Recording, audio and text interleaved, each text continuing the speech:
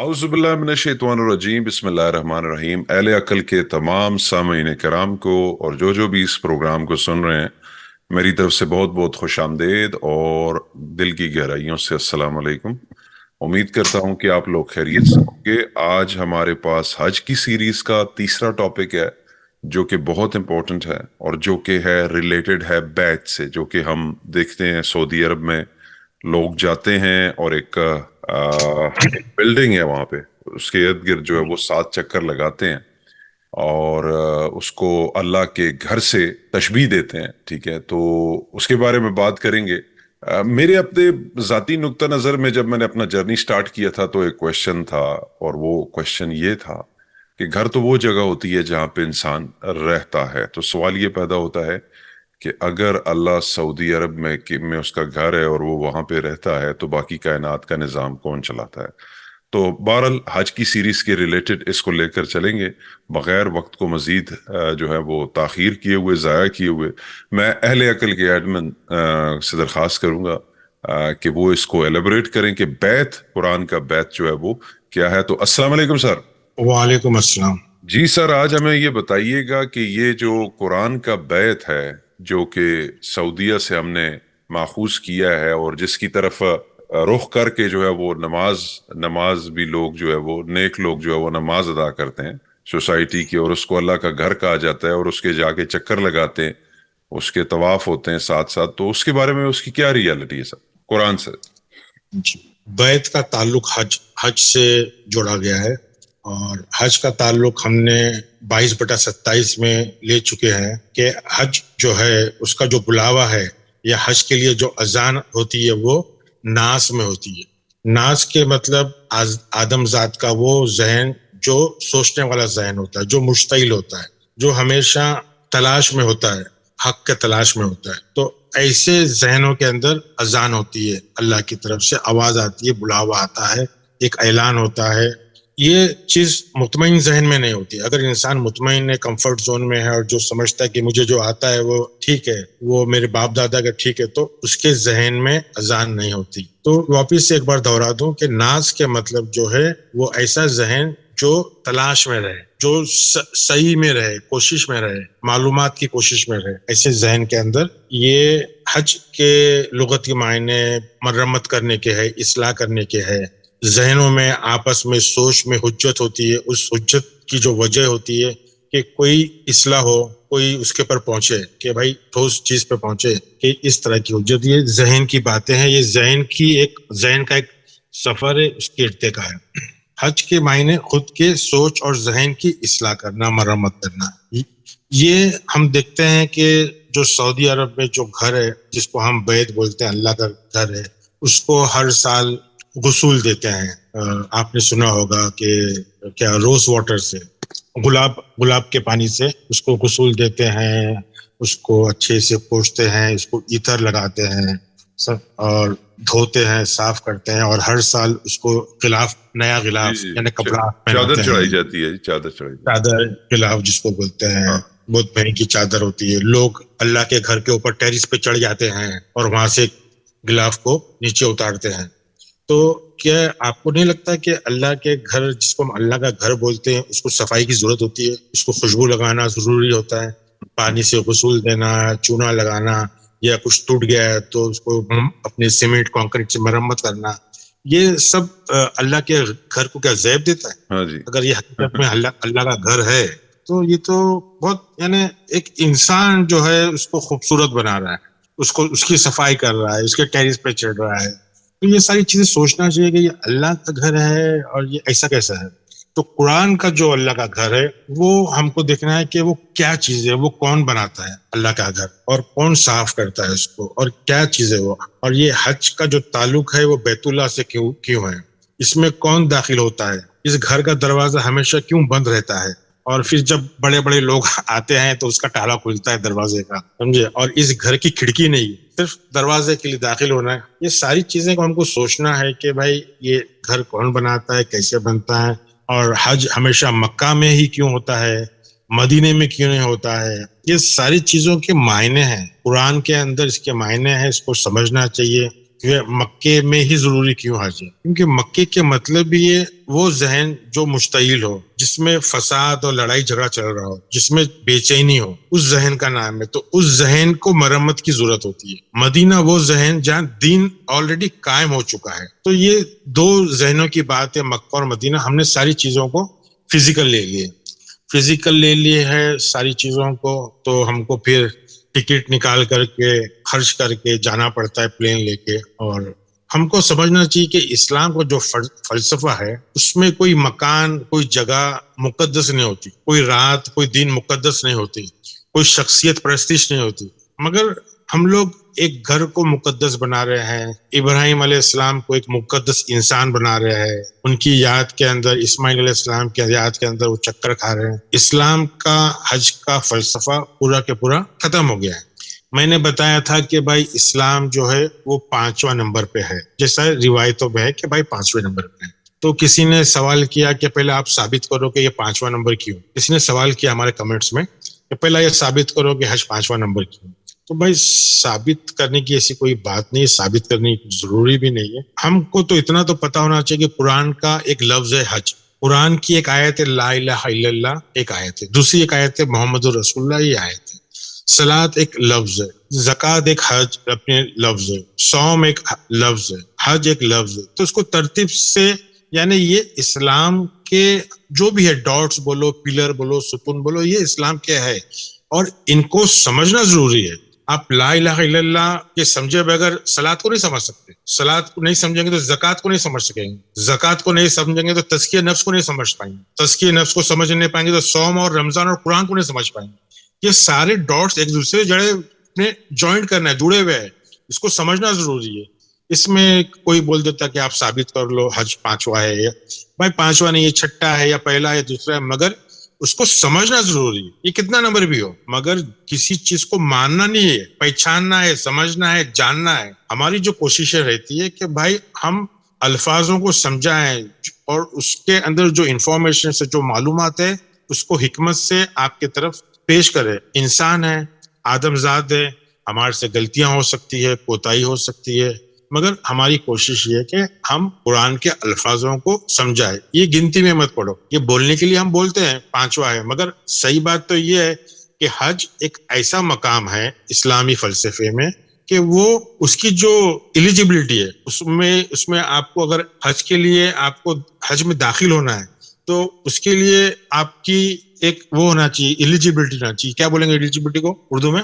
قابلیت، اہلیت ہونی چاہیے. ہاں، اہلیت. تو اس کی اہلیت ہونا چاہیے. سب سے پہلے اگر آپ کسی کے گھر پہ جا رہے ہو تو آپ کو اس گھر کا پتہ معلوم ہونا چاہیے. آپ کیوں جا رہے ہو وہ آپ کو پتہ ہونا چاہیے. کس سے ملنے جا رہے ہو وہ پتہ ہونا چاہیے. آپ اللہ کو جانتے نہیں ہو کیونکہ آپ تو سب ماننے والے لوگ ہیں. ماننا اور مانگنا بس یہی کام ہے، جاننا تو ہے ہی نہیں. کوئی بتا رہا ہے تو اس کا نقص نکالنا ہے. تو بات یہ ہے کہ بھائی سب سے پہلے اگر آپ بیت اللہ جا رہے ہو جس کو آپ اللہ کا گھر بول رہے ہو تو آپ کو سب سے پہلے اول تو آپ کو لا الہ الا اللہ معلوم ہونا چاہیے کہ اللہ کیوں معبود ہے، سب الہ سے زیادہ کیوں افضل ہے، کیا اللہ کیا ذات ہے. پھر اس کا گھر جاؤ اور اس کے گھر پہ پیسے کی بنیاد پہ نہیں جا سکتا انسان. یہ زندگی میں کوشش کر کے آدمی مر جائے گا سوچ کے. تو وہ جب تک اللہ کو جانے گا نہیں، پہچانے گا نہیں، جب تک وہ صلاۃ بھی قائم نہیں کر سکتا. کیونکہ صلاۃ تو اللہ سے جڑنے کا نام ہے، اللہ سے کانٹیکٹ کرنے کا نام ہے. تو جب وہ لا الہ الا اللہ کو نہیں جانے گا تو وہ صلاۃ کو کیا جانے گا، اور زکوٰۃ کیا ہوتی ہے چیز کو کیا جانے گا، اور صوم اور رمضان اور قرآن، یہ ساری چیزیں جو جڑی ہوئی ہے ایک دوسرے سے. قرآن نازل ہوتا ہے ناز کے اوپر، رمضان کے اندر رمضان کیا چیز ہے، یہ سب چیز کو سمجھنا ضروری ہے. ہم نے میرا خیال ہے یہ ساری چیزیں بتائی ہے پہلے. تو بات یہ ہو رہی ہے کہ بھائی اللہ کا گھر کو کیا ہے، اللہ کا گھر کیا چیز ہے، اور یہ گھر کس نے بنایا ہے اور کیا ہے. تو یہ سورہ بقرہ کا 124 ہم لے لیتے ہیں. جی، سورہ بقرہ کا 124. جی 124. جی سر. یہ اعوذ باللہ من الشیطان الرجیم، بسم اللہ الرحمن الرحیم. وَإِذِ ابْتَلَىٰ إِبْرَاهِيمَ رَبُّهُ بِكَلِمَاتٍ فَأَتَمَّهُنَّ قَالَ إِنِّي جَاعِلُكَ لِلنَّاسِ إِمَامًا قَالَ وَمِن ذُرِّيَّتِي قَالَ لَا يَنَالُ عَهْدِ الظَّالِمِينَ. جب ابراہیم بریکٹ میں علیہ السلام کو ان کے رب نے کئی باتوں سے آزمایا اور انہوں نے سب کو پورا کر دیا تو اللہ نے فرمایا کہ میں تمہیں لوگوں کا امام بنا دوں گا. عرض کرنے لگے میری اولاد کو، فرمایا میرا وعدہ ظالموں سے نہیں.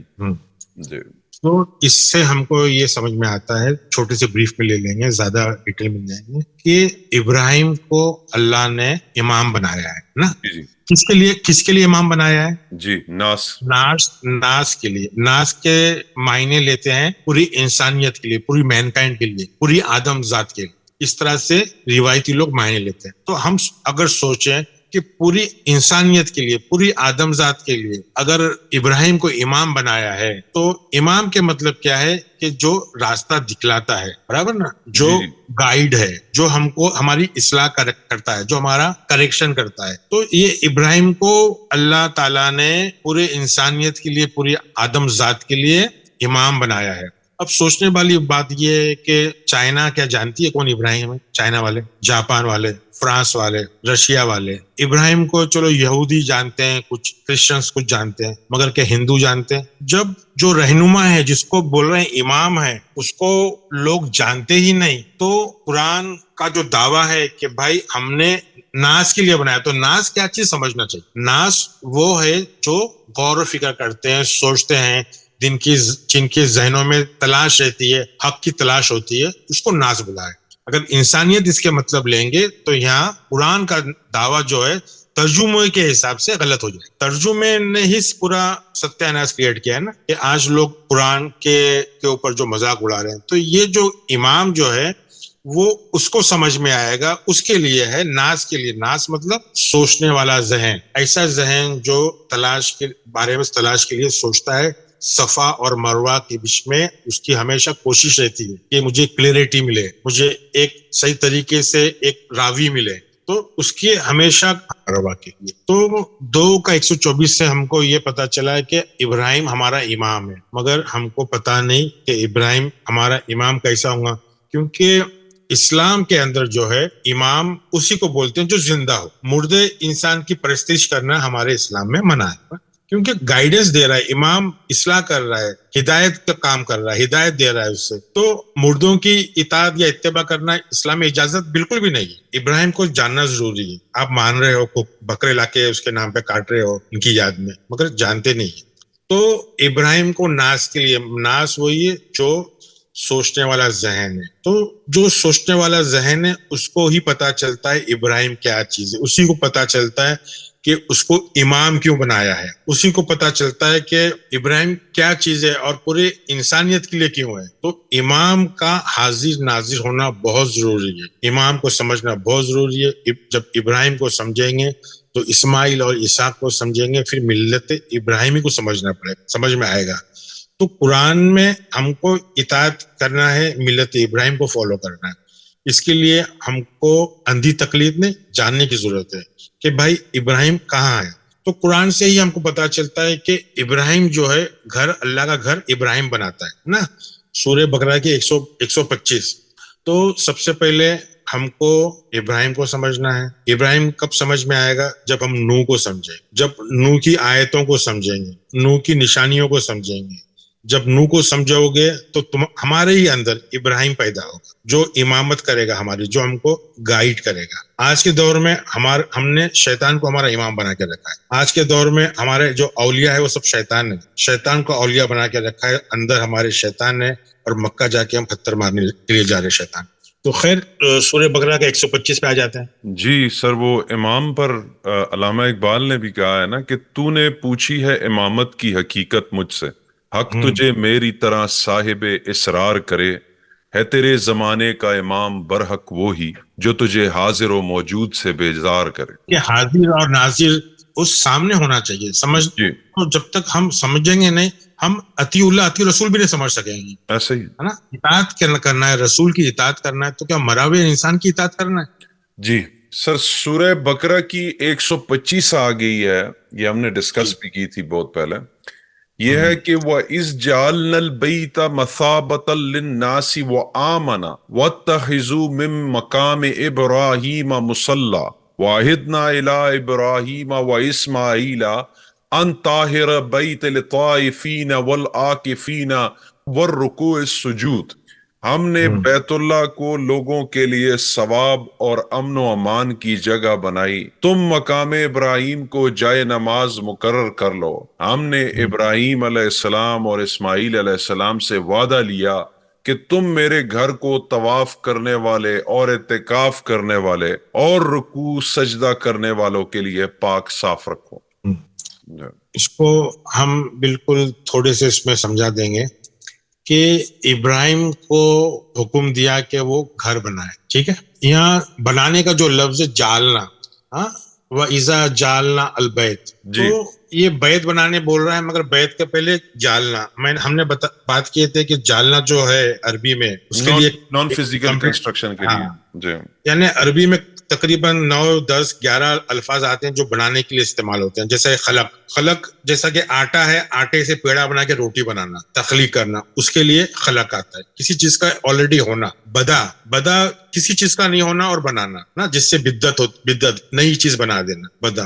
فاتر ہے، صنعت ہے، یہ ساری چیزیں ہیں۔ تو ویسا ہی جالنا جو لفظ ہے، جالنا بنانے کے لیے آتا ہے، مگر کیا چیز بنانے کے لیے آتا ہے؟ جب کوئی فزیکل مٹیریل موجود نہیں ہو، جیسا کہ دن اور رات بنانا، تو دن اور رات کے لیے کوئی فزیکل مٹیریل ضرورت نہیں ہوتی۔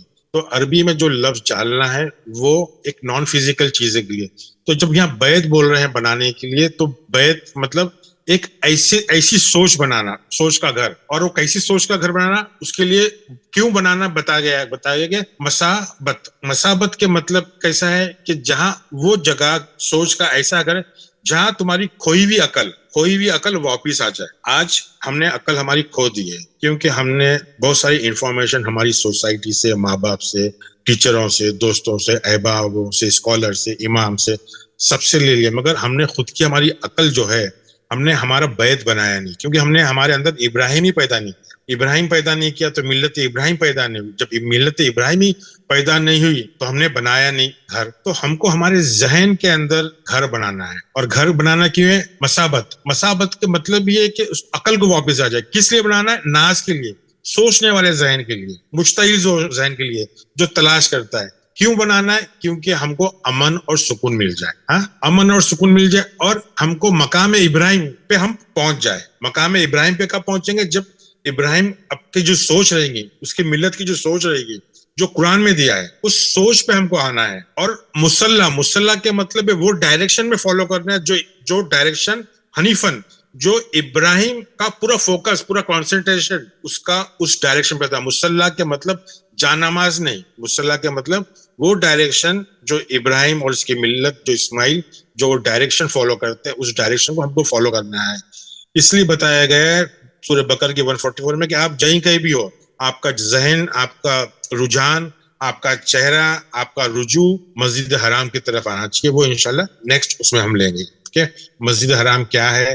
تو یہ ساری چیزیں اسلامک آرکیٹیکچر کا ماڈلز ہے، جس کو آج ہم پرستش کر رہے ہیں۔ سنگ اسود کو بوسا لے رہے ہیں، 7 چکر یہاں مار رہے ہیں، گھر کو مار رہے ہیں سیمنٹ کانکریٹ کے، شیطان کو پتھر مار رہے ہیں، صفا مروہ 2 پہاڑی اس کے بیچ میں کر رہے ہیں۔ تو یہ سارے انشاءاللہ، تو اللہ تعالیٰ ہم کو ابراہیم کی سوچ کا گھر بنانا ہے ہمارے ذہنوں کے اندر، اور جب گھر بن جاتا ہے تو ہم کو اس کی اتباع کرنا ہے، اور ابراہیم کی سوچ بن جاتی ہے تو اسماعیل بھی اندر پھر پیدا ہوتا ہے۔ اب اسماعیل کا کام کیا ہے؟ اللہ کی بات سننا اور اللہ کے گھر کو صاف کرنا۔ یہ صاف، اللہ کا گھر صاف پانی سے، خوشبو سے، صابن سے، برش سے صاف نہیں ہوتا ہے۔ یہ ذہن صاف کرنے کی بات ہو رہی ہے۔ ہم کو اندر اسماعیل کو پیدا کرنا پڑے گا، اور اسماعیل جو رہے وہ ایسی اندر ذہن کی فیکلٹی ہے، ایک ایسا ڈپارٹمنٹ جو ابراہیم نے جو گھر بنایا ہے، جو سوچ کا گھر بنایا ہے، اس سوچ میں کبھی مشرک نہیں آ جائے، کوئی گندے خیالات نہیں آ جائے۔ الطائفین کے مطلب گندے خیالات۔ طائف جو لفظ ہے، طائف کے مطلب ایسے گندے خیالات جو ہم کو پریشان کرتے ہیں۔ آپ کو اگر طائف کا مطلب چاہیے تو آپ 7/201 میں بھی جا کے دیکھ سکتے ہیں کہ طائف کے مطلب گھومنے والے نہیں، طواف کرنے والے نہیں، یہ برے خیالات جو ہمارے ذہن میں گھومتے ہیں، وہ جب ہم ابراہیم کا گھر بنا لیتے ہیں اور اسماعیل اندر پیدا ہوتے ہیں، تو اسماعیل کا کام ہی ہے کہ وہ اللہ کی جو ہماری جو سوچ ہے ابراہیم کا گھر ہے، اس کو ہمیشہ صاف رکھے۔ صاف کس کے لیے رکھے؟ ہمارے لیے، عاکفین کے لیے، جو غور و فکر کرتے ہیں اس کو عاکفین کہتے ہیں، جو ڈیووٹیڈ رہتے ہیں، فوکسڈ رہتے ہیں اپنے سوچ میں، اور ہمیشہ انکساری سجدے میں رہتے ہیں، جو سجود میں رہتے ہیں. تو یہ ساری چیزیں 2/125 کی ہو گئی. سمجھے؟ تو بیعت کا مقصد کیا ہے؟ بیعت کا مقصد ہے عقل کو بحال کرنا. کیوں کرنا؟ کیونکہ ہم کو امن اور سکون ذہن میں آ سکے. مقام ابراہیم کی اطاعت کرنا، امامت کو سمجھنا کہ امامت کیا چیز ہے. امامت یعنی ہر نبی جو ہے جس کو قرآن نے بتایا نبی جس کو بولا ہے، ہر رسول وہ امام ہے. اور امام انسان کے اندر گائیڈنس کا کام کرتا ہے، اور گندگی کا کام صفائی کرنے کا. اسماعیل جب وہ اللہ کی بات سنتا ہے تو پھر شیطان کے بھڑکاوے میں نہیں آتا ہے. جب اسماعیل پیدا ہو جاتا ہے تو وہ شیطان کے بھڑکاوے میں نہیں آتا ہے، وہ ہر طریقے کی قربانی دینے کے لیے تیار رہتا ہے، مگر وہ شیطان کی بات میں بالکل بھی نہیں آتا ہے.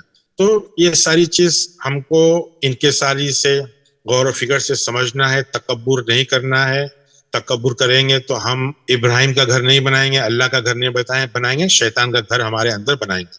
پھر شیطان کا گھر ایک بار اندر بن جاتا ہے تو اسی کی طواف کرتے رہیں گے، اسی کے ارد گرد گھومتے رہیں گے، اسی کی کوشش میں رہیں گے، لالچ میں، غصے میں، فریب میں، طواف اسی کے رہیں گے، اور نتیجہ پریشانی، عذاب. تو یہ تھوڑی سی معلومات ہو گئی 2/125 میں. اب انشاءاللہ 126 لے لیتے ہیں. جی سر، 2/126 ہے کہ وَإِذْ قَالَ إِبْرَاهِيمُ رَبِّ اجْعَلْ هَٰذَا بَلَدًا وَآمِنًا وَارْزُقْ أَهْلَهُ مِنَ الثَّمَرَاتِ مَنْ آمَنَ مِنْهُمْ بِاللَّهِ وَالْيَوْمِ الْآخِرِ قَالَ وَمَنْ كَفَرَ فَأُمَّتِعُهُ قَلِيلًا ثُمَّ أَضْطَرَهُ إِلَىٰ عَذَابِ النَّارِ وَبِئْسَ الْمَصِيرُ. جب ابراہیم نے کہا اے پروردگار تو اس جگہ کو امن والا شہر بنا اور یہاں کے باشندوں کو جو اللہ پر اور قیامت کے دن پر ایمان رکھنے والے ہوں پھلوں کی روزیاں دے. اللہ تعالیٰ نے فرمایا میں کافروں کو بھی تھوڑا فائدہ دوں گا، پھر انہیں آگ کے عذاب کی طرف بے بس کر دوں گا. یہ پہنچنے کی جگہ بری ہے. دیکھو، تو ہم جانتے ہیں، جو جغرافیہ جانتے ہیں، تاریخ سے واقف ہیں. آج سے 1400 سال پہلے کی اگر بات ہو رہی ہے، اگر آج سے 1400 سال پہلے کی بات ہو رہی ہے تو مکے کی حالت بہت خراب تھی. وہاں وہ ایک جغرافیہ سے ایک ایسا علاقہ ہے پہاڑوں کے بیچ میں جہاں سیلاب آتے تھے، پہاڑوں کا پانی. تو یہ پتا ہونا چاہیے کہ یہ کتنی بار، جس کو ہم بولتے ہیں کہ کعبہ ہے یا اللہ کا گھر ہے، اس کی دیواریں کتنی بار بہ گئی. تاریخ، جو اسلامی تاریخ جانتے ہیں وہ یہ بھی جانتے ہیں کہ سنگ اسود جس کو جا کے چومتے ہیں وہ لوگوں نے لے کے بھاگ بھی گئے. پتا ہے آپ کو؟ نہیں، مجھے نہیں پتا. چوری ہو گئی ہے وہاں سے، اور کتنے دنوں کے بعد کہاں سے کیسا آ کے وہ سب ٹوٹے لگا ہوا ہے. تو جو تاریخ جانتے ہیں ان سے دیکھو کہ بھائی اس کو، یعنی ہمیشہ اس پہ حملہ ہوا ہے، ٹوٹا پھوٹا ہے. تو اس چیز کو اللہ کا گھر سمجھنا اور پھر بولنا کہ وہاں فروٹ ملنا. سر یہ اللہ تعالیٰ ایک واقعہ یہ بھی ہوا تھا کہ وہاں پہ کوئی بعد میں کرنٹ چھوڑے تھے، کسی نے ہائی جیک کر لیا تھا، پتہ نہیں کیا. ارے یہ تو کچھ 89 یا 7 کچھ ابھی کا واقعہ. یہ تو پھر فرانس کے اپنے وہ منگائے ٹروپس، اور فرانس والوں نے سب یہ کر کے پاکستانی اور فرینچ والوں نے اس کو مکے کو وہ کیے، یعنی اللہ کے گھر کو. سر وہ ہجر اسود سے زیادہ محبت ہوگی وہ جو لے گئے ہوئے اکٹھا چومنے کے لیے لے گئے ہوں گے. اچھا آگے چلیں. نہیں، وہ لے کے گئے، ان لوگ نے سب توڑ دیے. پتا نہیں وہ تاریخ جغرافیہ بھی کیا ہے، یہ ساری چیزیں. چلو یہ 126 والے کیا بولتے ہیں، 126 والی آیت کہ اور یاد رکھو ابراہیم نے کہا. یہاں لفظ ایک بلد ہے. بلد کے مطلب ہم شہر لیتے ہیں. بلد کے مطلب جو ذہن میں کم عقل ہو اس کو بولتے ہیں بلد. تو جو ذہن میں کم عقل ہو اس کو محفوظ کرنے کی دعا مانگ ابراہیم نے، اس کو امن میں رکھو اس کو، سمجھے، اور اس کو اس کے قابل بنا، اور اس کو زیادہ ذہانت اور عقل سے نواز. زیادہ ذہانت اور عقل کا لیے جو لفظ ہے یہاں اس کے لیے فروٹ لیا گیا ہے.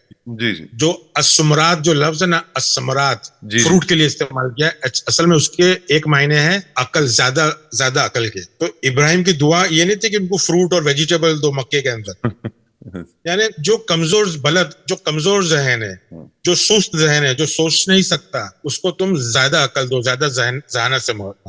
تو یہ اس کا مفہوم ہے، تاکہ یہ یعنی امن شانتی کو سمجھے. اور یہ تاخیر کے مطلب جو صبر، ہماری زندگی میں بہت ساری چیز ہم کو جلد بازی سے نہیں ملتی ہے نا، تو اس کے اندر بہت ساری چیزیں تاخیر ہوتی ہے. جو لفظ قرآن کے اندر جو آخرت کے مطلب یہ ہے یوم الآخرہ کہ یہ ایک ایسے لمحے بھی انسان کی زندگی میں آتے ہیں جو جس کے لیے صبر کرنے کی ضرورت ہوتی ہے. وہ لیٹ ہوتے ہیں, ڈیلے ہوتے ہیں, تاخیر ہوتے ہیں, تو اس کے اوپر انسان کو اس کو قبول کرنا چاہیے کہ بھائی ہاں یہ چیزیں اللہ کی طرف سے ہے اور یہ ٹھیک ہے.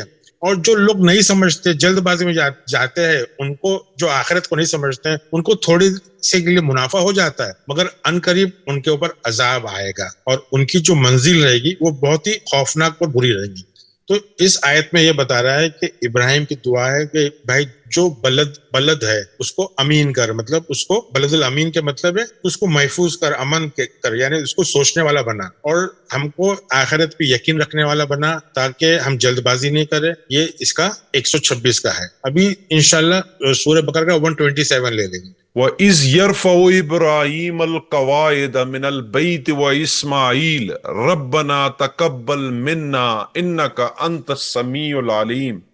ابراہیم اور اسماعیل علیہ السلام کعبہ کی بنیادیں اور دیواریں اٹھاتے جاتے تھے اور کہتے جا رہے تھے کہ ہمارے پروردگار تو ہم سے قبول فرما, تو سننے اور جاننے والا ہے. یہ دیکھیں کہ یہ تینوں آیتیں کتنی زیادہ عجیب انہوں نے بنائی ہیں. کہیں پہ پھلوں کی بات ہو رہی ہے, سبزی فروٹ بک رہے ہیں, کہیں پہ صفائیاں ہو رہی ہیں, اور یہاں پہ دیوار اٹھانے کی بات ہو رہی ہے. مائی گڈنس, یہ اتنی اہم چیز ہے کہ یہ بتا رہے ہیں کہ آپ کو قواعد بیت میں سے کیا اٹھانا ہے. قواعد کا مطلب کیا ہے؟ Rules, regulation, laws, rules, regulation, عقیدے ون آف دا ڈیریویٹو اس کا قواعد کا عقیدے, القاعدہ اس کو بولتے ہیں, بیس. تو ہمارا جو بیت, ہمارا جو سوچ کا گھر بنتا ہے نا, اس سے کیا کھڑا ہوتا ہے؟ ہمارا عقیدہ کھڑا ہوتا ہے. یہ اتنی زبردست چیز ہے بیت کو سمجھنے کے لیے کہ یہ دیواروں کے کھڑے ہونے کی بات نہیں ہو رہی ہے, یہ ہمارا عقیدہ. ہم جس طرح بیت بنائیں گے, اللہ کا بیت ہمارا اچھا عقیدہ بنائیں گا. شیطان اگر کا بیت ہے تو شیطان کا عقیدہ بنے گا. تو بیت سے ہمارا عقیدہ بنتا ہے. تو اسماعیل بول رہے ہیں کہ ہمارے سے قبول فرما. اسماعیل وہ جو ہدایت کو, جو اسماعیل کی باتوں کو مانتا ہے, عمل میں لے کے. اسماعیل کے مطلب ہے سماعت سے نکلا, جو سمجھتا ہے, جو سنتا ہے. ایل کے مطلب اللہ کی, خدا کی باتوں کو. تو یہ چیزیں بات تو کرتے کرتے اور بھی لمبا ہو جائے گا انشاءاللہ, اور بھی آیتیں بہت ساری ہے. تو میرا خیال ہے یہاں ہم ختم کرتے ہیں کہ شارٹ میں بات یہی کرنا ہے کہ بیت جو ہے وہ سیمنٹ پتھر کا نہیں ہے. بیت ہمارے ذہن میں بنانا ہے, اس کے لیے ہم کو کوشش کرنا ہے. وہ کوشش کے لیے ہمارے عقائد کو ہم کو سمجھنا ہے, کیونکہ بیت سے ہی ہمارے عقائد بنیں گے. ہماری سوچ کو صاف ستھرا رکھنا ہے. مشرکین مطلب گندرے خیالات کو نہیں آنا دینا ہے. مشرکین جیسے بھی آتے ہیں تو ان کو سمجھانا ہے, ان کو قتل کرنا ہے خیالات کو. تو آگے انشاءاللہ اور بھی ہم باتیں لیں گے. تو بیت, اللہ کا بیت بننا ہمارے اندر بہت ضروری ہے, کیونکہ سارا جو ریسٹرکشن ہے, جب بیت بن جائے گا تو یہ انسان کو احرام سمجھ میں آئے گا, احترام سمجھ میں آئے گا, میقات سمجھ میں آئے گی کہ ہم میقات میں داخل ہو گئے.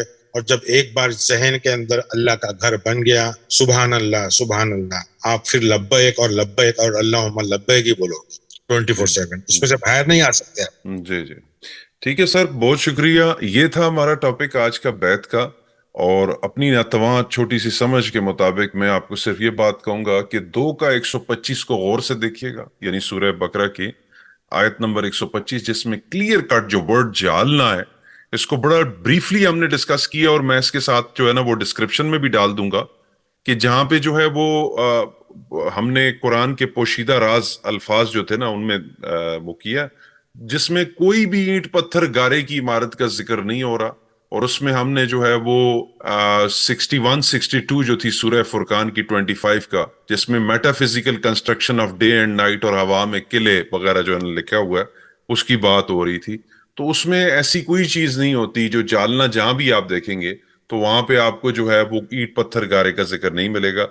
جی حج کا ٹاپک ہی ہے اگلا ٹاپک ہمارے پاس, یہ اس کی کنٹینیوٹی میں سیریز میں, جب تک ہم اس کو کمپلیٹ نہیں کر لیتے اپنی کیا کہتے ہیں کہ تسلی تک, تو انشاءاللہ اس کو ہم کیری آن کریں گے. تب تک کے لیے اجازت دیجیے گا, بہت جلد آپ کی خدمت میں دوبارہ حاضر ہوں گے. والسلام.